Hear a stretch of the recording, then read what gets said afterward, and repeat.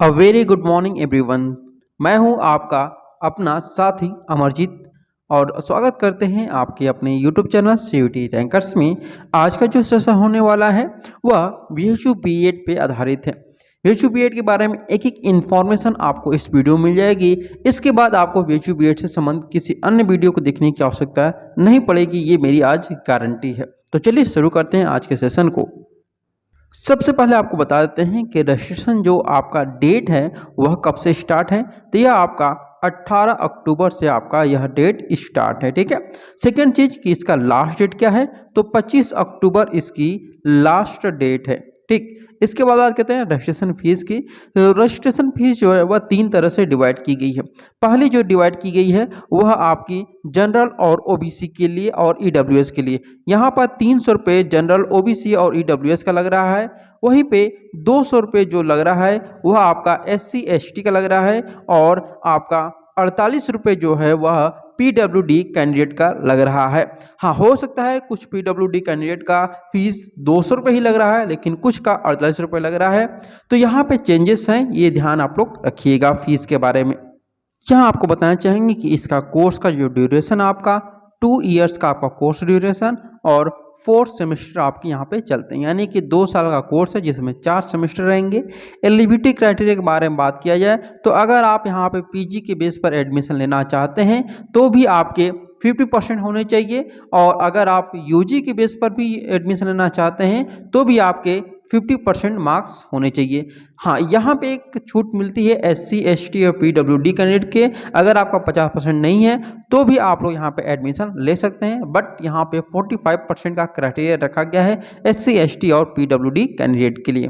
As के बारे में बात करें तो यहाँ पे 22 ईयर्स का यहाँ पे बाउंडेशन रखा गया है कि 22 वर्ष आपकी उम्र होनी चाहिए। लेकिन यहाँ पे ध्यान रखिएगा कि रिलैक्सेशन दिया गया है। अगर आप यहाँ पे मान लेते हैं कि आप ओबीसी से हैं, ठीक है, अगर आप ओबीसी से बिलोंग करते हैं तो आपको 3 साल की छूट मिलती है, यानी 25 साल आपकी उम्र है तो भी आप यहाँ पर एडमिशन ले सकते हैं। वो एससी एसटी और पीडब्ल्यूडी के लिए 5 ईयर का रिलैक्सेशन मिलता है, यानी आप 28 साल के हैं तो भी आप यहाँ पर एडमिशन ले सकते हैं। जनरल कैंडिडेट के लिए कोई भी यहाँ पर एज रिलैक्सेशन नहीं दिया गया है। सबसे पहले आपको बताते हैं यहाँ पर कि आपका सब्जेक्ट ग्रुप कितने होते हैं। तो आपको बताते हैं कि यहाँ पे 4 प्रकार के सब्जेक्ट ग्रुप आपके चलते हैं, ठीक है। एक एक करके मैं बता रहा हूँ, आप लोग सभी को अच्छे से समझिएगा कि कितने सब्जेक्ट ग्रुप हैं। पहला आपका जो सब्जेक्ट ग्रुप है वह आपका लैंग्वेज सब्जेक्ट ग्रुप है। सेकेंड जो आपका है वह साइंस का है। इसके बाद आपका जो आता है वह मैथ का है, ठीक है। और फिर इसके बाद सोशल साइंस का है, यानी ह्यूमैनिटीज एंड सोशल साइंस का है। अब यहीं पे आपकी बात कर लेते हैं कि सीटों के बारे में। तो देखिए, लैंग्वेज यहाँ पे 2 तरह की बीएड आपके चलते हैं। एक तो आपका जनरल बीएड चलता है, ठीक है। दूसरा जो चलता है वो आपका स्पेशल बीएड चलता है। और आपको यहीं पे बता दें कि स्पेशल बीएड और जनरल बीएड अब दोनों ही इक्वल हो चुके हैं। स्पेशल बीएड को ये फायदा होता है कि वह जनरल बच्चों को भी पढ़ा सकता है और स्पेशल बच्चों को पढ़ा सकता है, लेकिन जनरल के स्टूडेंट के लिए ये नुकसान है कि जनरल वाले केवल जनरल पढ़ा सकते हैं, स्पेशल को नहीं पढ़ा सकते हैं। टोटल सीट में अगर बात करते हैं कि लैंग्वेज में कितनी सीटें हैं जनरल में, तो देखिए जनरल में आपकी 63 सीटें आपकी लैंग्वेज ग्रुप में हैं। वही स्पेशल ग्रुप में अगर हम बात करते हैं तो आपकी केवल और केवल 16 सीटें आपको देखने को मिलती हैं। साइंस में बात करें तो यहाँ पे आपकी जो सीटें देखने को मिलती हैं वह आपकी 62 सीटें आपकी जनरल बीएड में है, और स्पेशल बीएड में अगर बात करते हैं तो टोटल 18 सीटें आपको देखने को मिलती हैं। मैथ ग्रुप की यहीं पे हम बात कर लेते हैं। तो मैथ ग्रुप में टोटल जो सीटें हैं वो आपकी 56 सीटें हैं जनरल बीएड में, और स्पेशल बीएड की बात की जाए मैथ ग्रुप में तो केवल और केवल 10 सीटें हैं, ठीक है। उसके बाद आपका आता है ह्यूमैनिटीज एंड सोशल साइंस। इसमें आपका जनरल बीएड में 68 सीटें हैं। वहीं अगर बात करते हैं कि आपका स्पेशल बीएड में कितनी है, तो 22 सीट आपकी स्पेशल बीएड में है। समझ गए आप लोग। पुनः दोहराता हूं कि जनरल और स्पेशल बीएड 2 तरह के कोर्स चलाए जाते हैं। जनरल बीएड जो होता है वह आपका एनसीटीई के द्वारा मान्यता प्राप्त होता है, और स्पेशल बीएड जो होता है वो आपका आरसीआई के द्वारा मान्यता प्राप्त है, ठीक है। तो दोनों ही बीएड करने में कोई भी दिक्कत नहीं है। इसके अलावा आपकी जो सीटें वह पेड सीट भी अलग से रहती हैं। ईडब्ल्यूएस के लिए जो सीटें वह अलग से रिजर्व इस बार की गई है 10%। इसके बाद आपको बताना चाहिए कि यहाँ पे 2 तरह की आपकी ये जो मैंने सीटें बताई वह जनरल सीटें थी। अब यहाँ पे जो सीटें हैं वह 2 तरह से आपको मैं बताना चाहूँगा। एक आपको बीएचयू जो आपका एम्प्लॉय वार्ड के हैं, ठीक है, यानी कि जिनके बच्चे वहाँ पे पढ़ाई करते हैं उनके लिए 15% का यहाँ पे प्रावधान है कि उनके लिए 15% की सीटें रहेंगी। वहीं अगर आप पेड ग्रुप जैसे पेड सीट होता है तो पेड सीट पे भी आप लोग एडमिशन ले सकते हैं, उसके लिए अलग से सीटें रहती हैं। यानी कि जितनी सीटें मैंने बताई है उसका 15% जो सीट होती है वह पेड सीट पे होती है। अगर आप लोग यहाँ पे कट ऑफ में नहीं आ पाते हैं, थोड़ा सा कम नंबर है, तो भी आप लोग पेड सीट में एडमिशन ले सकते हैं। पेड सीट का जो कट ऑफ होता है वो अलग बनता है, मैं उसके बारे में आपको अलग से बता दूंगा। हाँ, इसके अलावा एक और चीज़ बताना चाहूँगा कि इस बार जो है वह आपका एक्स स्टूडेंट का भी कोटा आप लोग को मिलेगा। ठीक है, एक्स स्टूडेंट जैसे आपने बीए, बीएससी या एमए, एमकॉम यहाँ से किया हुआ है तो फिर उस कंडीशन में आप लोग को यहाँ पर क्या होगा, प्रेफरेंस दिया जाएगा कि आपको यहाँ पर मौका मिलेगा। यानी कि 25% आप लोग को फायदा मिलेगा। 25% जो सीटें रहेंगी, जैसे आपका किसी स्टूडेंट से 25% नंबर कम है तो वहाँ पे आपको बनारस हिंदू विश्वविद्यालय में पढ़ने का फायदा मिलेगा।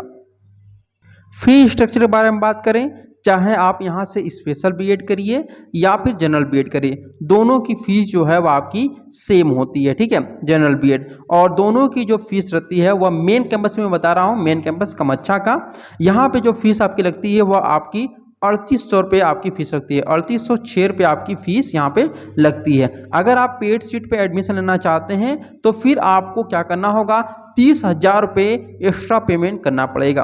अगर पेड सीट पे आपका एडमिशन होता है तो जो लोग पेड सीट पे एडमिशन लगा रहे हैं तो उनके लिए मैं बता रहा हूँ, अगर पेड सीट पे कराएंगे 30,000 प्लस 3800 ये दोनों मिलाकर के आपको पेमेंट करना पड़ेगा और यह आपकी 1 साल की फीस होती है, पर एनम फीस। वही अगर हम बात करते हैं कि आपका जो एफिलिएट कॉलेज है जिसमें आपका AMPG आता है, आर्य महिला पोस्ट ग्रेजुएट कॉलेज, ठीक है, और इसके अलावा एक और है आपका VCW, इसकी भी मैं फीस आपको बताता हूं।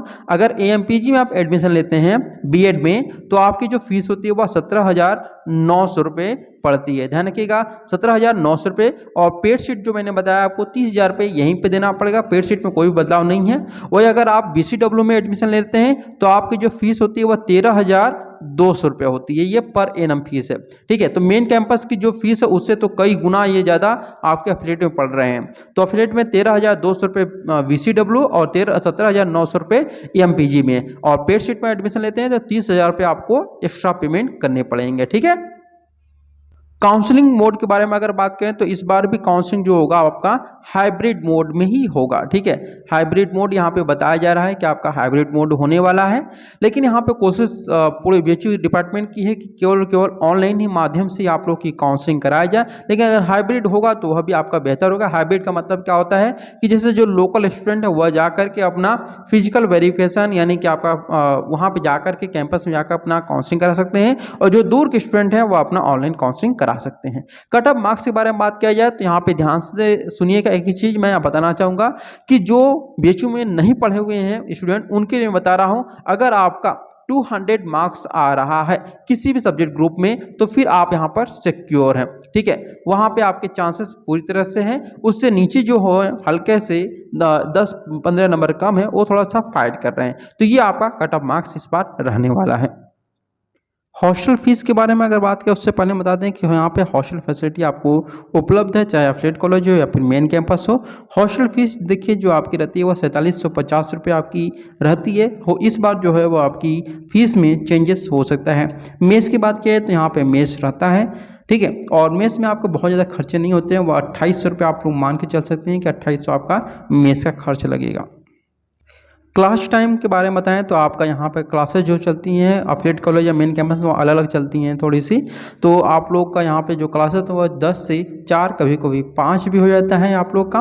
फैकल्टी की बात किया है तो बात करें इंडिया में तो नंबर 1 फैकल्टी आपको यहाँ पे देखने को मिलेगी और बेहतरीन तरीके से आपको बताया जाएगा। अगर हम सेंट्रल यूनिवर्सिटी में बात करें तो बहुत ही कम ऐसे सेंट्रल यूनिवर्सिटी हैं जहाँ पर कि स्पेशल बीएड का कोर्स कराया जाता है, जिनमें आपका BHU जो है वह अग्रणीय आपका विश्वविद्यालय है। ठीक है, अब बात करते हैं डॉक्यूमेंट के बारे में। कुछ डॉक्यूमेंट जो होते हैं BHU में वह अन्य यूनिवर्सिटी की अपेक्षा अलग लगते हैं, तो इन डॉक्यूमेंट पे मैं अगर आप लोग बोलेंगे तो मैं आपको अलग से एक वीडियो बना दूंगा, क्योंकि डॉक्यूमेंट 1-2 नहीं बहुत सारे डॉक्यूमेंट हैं, तो मैं आप लोग को हर एक डॉक्यूमेंट की आप लोग को क्या करूँगा कि डॉक्यूमेंट जो कर सकते हैं कि जीरोक्स कॉपी आपको कराना होता है जिसका, उसका मैं PDF आपको टेलीग्राम ग्रुप में सेंड कर दूंगा और इसका एक वीडियो भी बता दूंगा कैसे इसको भरना है, कैसे सही तरीके से फिल करके ऑफलाइन और ऑनलाइन इसको जमा करना है।